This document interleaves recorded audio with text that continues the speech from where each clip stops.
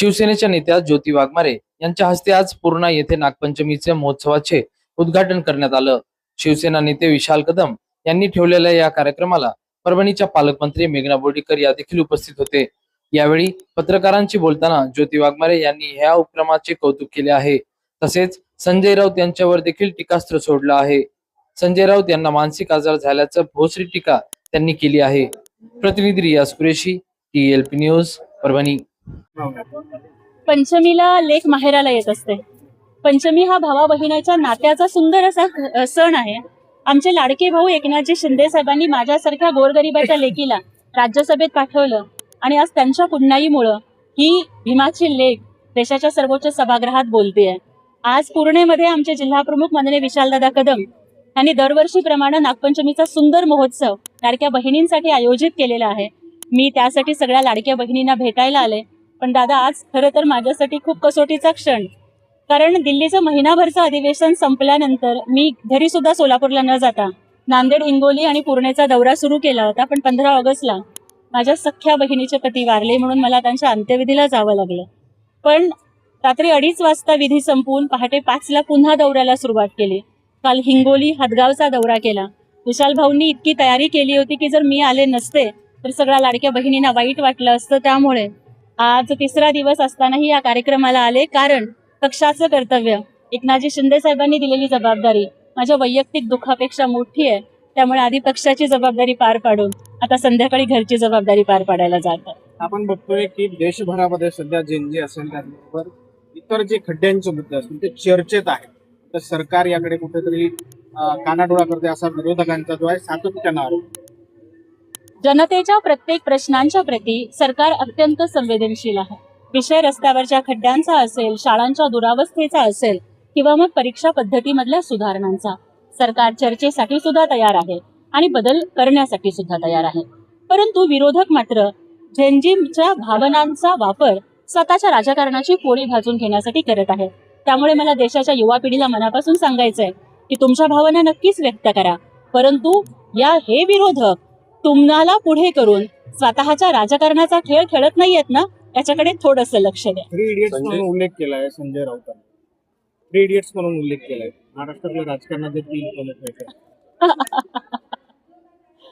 एक मराठीतला सिनेमा आला होता बघा, त्या पिंजरा सिनेमामध्ये बत्ताशा नावाचं एक पात्र होतं। संजय राऊत हा महाराष्ट्रातल्या राजकारणातला सोंगाडे आहे आणि त्याच्यामुळे त्यांनी दुसऱ्यांवरती बोलू नये।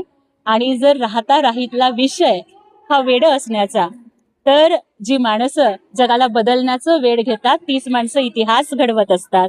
त्यामुळे संजय राऊतांसारखं दीड शहाणं असण्यापेक्षा लाडक्या बहिणींचा विकास करण्याचं, महाराष्ट्राचा विकास करण्याचं वेड असणं कधीही चांगलं नव्हे का? फडणवीस यांनी मोदींची भेट घेतली आहे, काय राजकीय उलथापालथ होणार असं? खरं तर दादा, मला कळतच नाही की माननीय पंतप्रधान नरेंद्र मोदीजी हे जर आमचे पंतप्रधान आहेत देशाचे आणि मुख्यमंत्र्यांनी जर जाऊन त्यांची भेट घेतली तर ती विकासासाठी असू शकते, राज्याच्या प्रश्नांसाठी असू शकते। प्रत्येक वेळेला राजकीय उलथापालथीच घडायला पाहिजे असा अंदाज का लावला जातो? तुम्ही पण वक्तव्य केलंय की तुमचा लाडका भाऊ हा मुख्यमंत्री पदावर असावा, एक बहीण म्हणून ज्या नेत्यांची वक्तव्य येतात त्याच्यावरनं असं हे बघा, एक बहीण म्हणून माझीच नाही, महाराष्ट्रातल्या कोट्यावधी लाडक्या बहिणींची इच्छा आहे की शिंदेसाहेब पुन्हा मुख्यमंत्री व्हावेत। आणि दादा, मी कायम उदाहरण देते, आता तुम्ही पत्रकार आहात, तुमच्या बहिणीला विचारलं तर ती म्हणणार ना तुम्ही चॅनेलचा मालक व्हावं, का नाही वाटावं बहिणीला? तसं मला बहीण म्हणून वाटतं की माझे भाऊ मुख्यमंत्री व्हावेत आणि ती आमची प्रामाणिक इच्छा आहे। संजय राऊत यांनी असं म्हटलंय की गोपीनाथ मुंडे यांचा भाजपमध्ये मोठा छळ झाला, काँग्रेसमध्ये असते तर काही वेगळं चित्र राहिलं, प्राणवाचे असते त्यांचे खास करून उल्लेख केला। हे बघा, संजय राऊत हे थातूर मातूर आरोप करणं याच्यासाठीच ओळखले जातात। जिवंत माणसांचा तर संजय राऊत रोज छळ करतात, परंतु गोपीनाथजी मुंडे साहेबांसारखे महान लोकनेते आज ते ह्या जगामध्ये नाहीयेत। त्यांच्या संदर्भात अशी विधानं करून त्यांनी त्यांचा अपमान करू नये हे मला अत्यंत प्रामाणिकपणे वाटतं। संजय राऊतांना नेमकं काय म्हणायचं की ते काँग्रेसमध्ये जर गेले असते तर ते जिवंत असते, दिवंगत गोपीनाथ मुंडे असं ते? खरं तर संजय राऊतांना काय म्हणायचंय हे आपण त्यांनाच विचारलं पाहिजे। परंतु संजय राऊतांची रोजची पत्रकार परिषद बघून ज्याला बायपोलर डिसऑर्डर म्हणतात ना मानसशास्त्राच्या भाषेमध्ये, की ज्याला मानसिक आजार झालेला माणूस, ज्याला सतत कुठले तरी भास होतात, जो सतत वेगळ्याच विश्वामध्ये वावरतो, ज्याला सतत कोणा ना कोणावरती तरी चिखलफेक करायची असते, अशा मानसिक रुग्णाची सगळी लक्षणं मला संजय राऊतांच्या मध्ये दिसतात.